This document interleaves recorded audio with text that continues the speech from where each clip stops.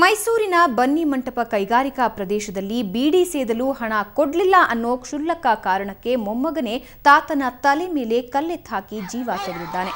ರಘು ಎಂಬ ಪಾಪಿ ಮೊಮ್ಮಗ 69 ವರ್ಷದ ಮಹದೇವಪ್ಪ ಎಂಬ ವೃದ್ಧನ ಮೇಲೆ ಕಲ್ಲೆತ್ತು ಹಾಕಿ ಕೊಲೆ ಮಾಡಿದ್ದಾನೆ. ಮಹದೇವಪ್ಪ ಕಳೆದ 10 ವರ್ಷಗಳಿಂದ ಇಲ್ಲಿನ ಮಹೇಶ್ವರಿ ಏಜೆನ್ಸಿಯಲ್ಲಿ ವಾಚ್ಮನ್ ಆಗಿ ಕೆಲಸ ಮಾಡ್ತಾ ಇದ್ರು. ಅಲ್ಲಿದ್ದ ಪುಟ್ಟ ಮನೆಯಲ್ಲೇ ತನ್ನೊಂದಿಗೆ ಮೊಮ್ಮಗ ರಘುವನ್ನು ಜೊತೆಗಿರಿಸಿಕೊಂಡು ಸಾಕ್ತಾ ಇದ್ರು.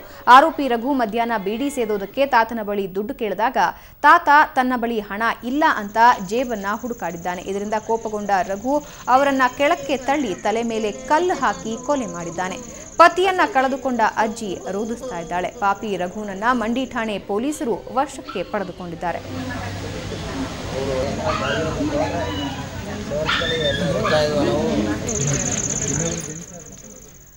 ಈ ಬಗ್ಗೆ ಇನ್ನಷ್ಟು ಮಾಹಿತಿ ನೀಡ್ತಾರೆ ನಮ್ಮ ಪ್ರತಿನಿಧಿ ರವಿ ಪಾಂಡವಪುರ. ರವಿ, ಬೀಡಿ ಸೇದೋದಕ್ಕೆ ದುಡ್ಡು ಕೊಡಲಿಲ್ಲ ಅನ್ನೋ ಒಂದೇ ಕಾರಣಕ್ಕೆ ತಾತನನ್ನೇ ಈತ ಕೊಂದಿದ್ದಾನೆ.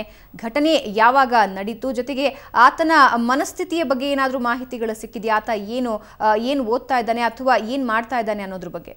ಭಾವನ ಬೀಡಿ ಸೇದಲು ಹಣ ಕೊಡ್ಲಿಲ್ಲ ಅಂತ ಹೇಳಿ ಅಂದ್ರೆ ತನ್ನ ತಾತನನ್ನೇ ಮೊಮ್ಮಗ ಕೊಲೆ ಮಾಡಿರುವಂತಹ ಘಟನೆ ಮೈಸೂರಿನಲ್ಲಿ ನಡೆದಿದೆ. ಬನ್ನಿಮಂಟಪ ನಿವಾಸಿಗಿರುವಂತಹ ಮಹಾದೇವಪ್ಪ ಎಂಬವರನ್ನ ಅವರ ಮೊಮ್ಮಗ ರಘು ಕೊಲೆಯನ್ನ ಮಾಡಿದ್ದಾನೆ. ಈ ರಘು ತಂದೆ ತಾಯಿಯನ್ನ ಕಳ್ಕೊಂಡು ಆ ತಾತನ ಬಳಿ ವಾಸವಾಗಿರ್ತಾನೆ. ಕಳೆದ ಹಲವು ವರ್ಷಗಳಿಂದನೂ ಕೂಡ ತಾತ ಮಹಾದೇವಪ್ಪ ಅವರನ್ನ ಸಾಕುವಂತಹ ಕೆಲಸನ ಮಾಡಿರ್ತಾನೆ. ಆದ್ರೆ ಕೃತಜ್ಞತೆ ದೊರೆದಂತಹ ರಘು ಆತ ತಾತನನ್ನ ಕೊಲೆ ಮಾಡಿದ್ದಾನೆ. ಈತ ಉಂಡಾಡಿ ಗುಂಡನ ಅಂತ ಇರ್ತಾನೆ. ಯಾವುದೇ ಕೆಲಸವನ್ನ ಮಾಡೋದಿಲ್ಲ.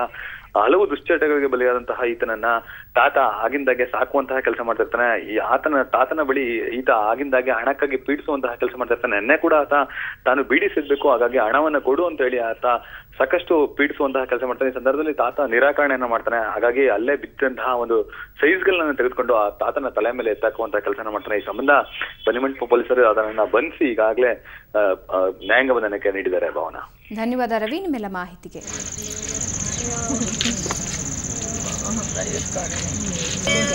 ಕಷ್ಟಪಡ್ತೀಯಲ್ಲ ನಾನು